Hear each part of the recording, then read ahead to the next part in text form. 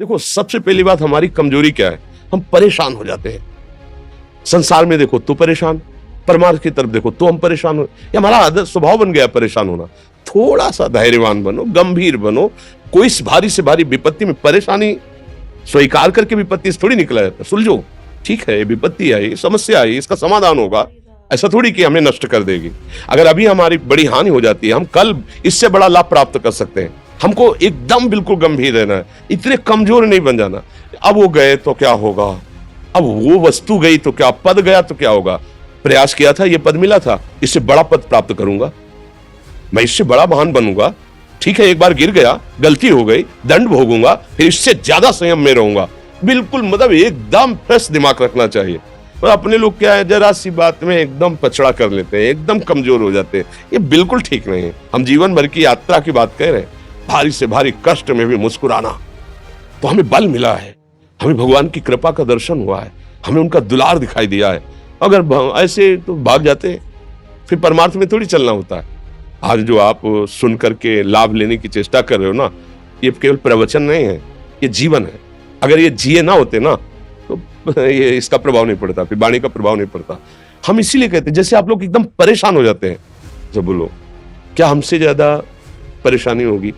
दोनों किडनी खराब, दवाई लाने के लिए पैसे नहीं, पानी रखा है हम उठ के पी नहीं सकते, भीषण शरीर में कष्ट, भीषण बुखार, क्योंकि किडनी फेल, जरा में बुखार, खाने को क्या, रोटी मांग के लाओ। अगर वहां सब्जी मिलती तो लाल मिर्च ऐसी पड़ के मिलती थी कि वो पा नहीं सकते थे। आप सोचो, पानी लाना है तो मुझे लाना है, पीना है तो मुझे पीना है। अगर मैं हारता तो कहां पहुंच जाता, क्या स्थिति होती? नहीं, मरना है, पर कदम पीछे। कोई दिन ऐसा नहीं जिस दिन सेवा ना की हो, जिस दिन सेवा ना गए हो। गुरु जी की सेवा में जाना है, पहले अपने को स्वस्थ साबित करना है। नहीं, वो सेवा नहीं लेंगे, तुम बीमार हो, तुम कष्ट में, वैसे उनकी दृष्टि बड़ी शांत है। उनकी सेवा की, आके लेट गए, फिर हिम्मत की, अपनी श्री जी की सेवा की, मधुकरी नहीं गए, 3-3, 4-4 दिन भोजन नहीं गए, पर सेवा नहीं छोड़ा, दिनचर्या नहीं छोड़ी। और उसका प्रधान कारण संयम, ब्रह्मचर्य, भगवत आश्रय, नाम जप, कभी हारने नहीं दिया। अभी भी थोड़ी देर बाद डायलिसिस शुरू हुआ, हारने, आपको हारे हुए नजर आ रहे हैं। शरीर में पीड़ा है, किडनी फेल है, ऐसा थोड़ा स्वस्थ बैठे हैं, पीड़ा है, बार बार प्यास लगती है, थोड़ा थोड़ा पानी मिलता है, लेकिन हम आनंदित हैं, हम प्रसन्न हैं। हम लड़ाई में हारे नहीं हैं, ना हारेंगे, हम जीत चुके हैं। हम अपने मालिक के भरोसे में अपना सब बात, तो वो ये हम अपनी बड़ाई नहीं बता रहे, हम आपको बता रहे समस्या। सोचो, तुम्हारे पास तो माँ है, भाई है, बहन है, परिवार है, कोई ना कोई तो है ना। मेरा किसी ने कभी जीवन में ध्यान भी नहीं दिया। क्यों? बचपन से बाबा जी बन गए, किसी से प्यार नहीं, किसी से संबंध नहीं, कोई जानकारी नहीं, हम कहाँ हैं, वो कहाँ, किसी से कोई मतलब नहीं। अच्छा, जवान साधु कौन श्रद्धा करे? कभी गांव जाने की हिम्मत नहीं पड़ती कि रोटी मांग ले। पता नहीं लोग क्या सोचेंगे, क्या भावना कर ले। हम दरवाजे पे खड़े हैं, क्या कैसी भाव, जो हमारे सामने आकाश वृत्ति से आया यौवन अवस्था में, वही पाया है, अन्यथा भूखे रह गए। जब हम हर समय अपने को विवेक के द्वारा सावधान रखे, तो हम कभी निराश नहीं हुए, कभी उदास नहीं हुए, कभी ऐसा नहीं लगा कि यार हम दुखी, कभी नहीं लगा। उसी का फल है कि उस सुख का संकेत मिल गया जहां दुख की निशानी भी नहीं है। वही उसी के बच्चे हो, हम सब उसी धातु से बने हुए हैं। हम इतना क्यों परेशान हो जाते हैं? हम ये देखते हैं अपने लोग, थोड़ी बात बिगड़ गई परेशान, नहीं बिगड़ी तो बिगड़ जाने की संभावना में परेशान है।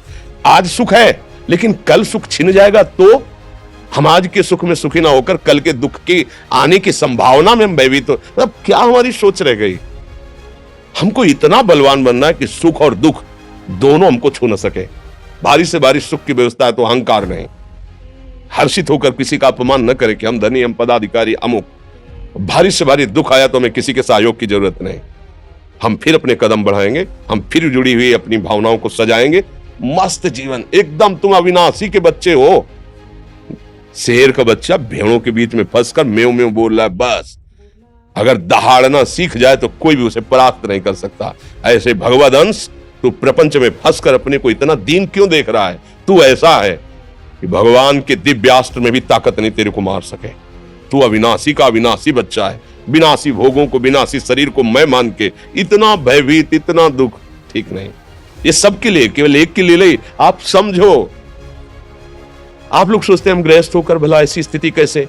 जनक जी सुखदेव जी के गुरु हैं, और राजा हैं, महल है, रानियां हैं, नौकर है, चाकर, क्या सुखदेव जी जिनके शरीर में लंगोटी भी नहीं है, दिगंबर, परमहंस के गुरु है जनक जी जो राजा हैं। समझो आप ऐसा ना सोचे कि अब नौकरी कर रहे हैं, हम संसार में, हम गृहस्थ हैं, हम आध्यात्मिक की ऊंचाई पर नहीं चढ़ सकते। नहीं, आप एक सरकारी नौकरी या आप किसानी या व्यापार करते हुए आप एक अध्यात्म की ऊंचाई में चढ़ सकते हैं। और अध्यात्म ही है जो तुम्हें इस माया के दुख सुख से ऊपर उठा सकता है। दूसरा, चाहे जितनी संपत्ति आ जाए, आप सुखी नहीं हो सकते।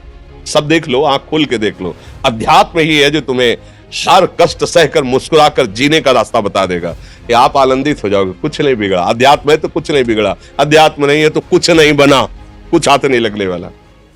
दोस्तों, मेरी वीडियो अच्छी लगी हो तो चैनल को सब्सक्राइब करना, लाइक करना और कमेंट करना ना भूलें। मैं समय समय पर अच्छी वीडियो आपको दिखाती रहूँगी। धन्यवाद।